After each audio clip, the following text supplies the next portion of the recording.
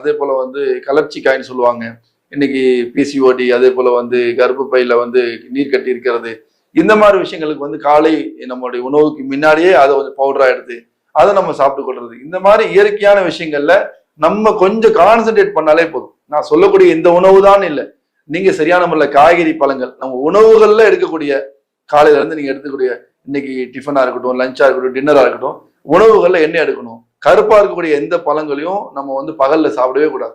அது இரவுகள்ல மட்டும் சாப்பிடுறீங்க.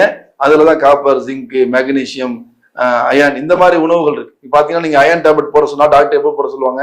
நைட்ல போட சொல்லுவாங்க. நைட்ல சில சத்துக்களை நம்ம உடம்பு எடுக்கும். அது போல இந்த உணவு கருப்பா இருக்கக்கூடிய பேரிச்சம்பழமா இருக்கட்டும், செவ்வாழை பழமாக இருக்கட்டும், இல்ல ஒரு பழம் கருப்பாயிடுச்சு வெளியே, வாழைப்பழமே நீங்க வாங்கி வச்சா கூட சில வெளியே ஃபுல்லா பிளாக் ஆயிருக்கும், உள்ள இருக்கக்கூடியது இல்லை. அந்த தோல் பிளாக் ஆயிடுச்சுனாலே அதுல இந்த கண்டென்ட், இந்த சத்துக்கள் அதிகமாக நிறைஞ்சிருச்சு அப்படிங்கிற அடையாளம்.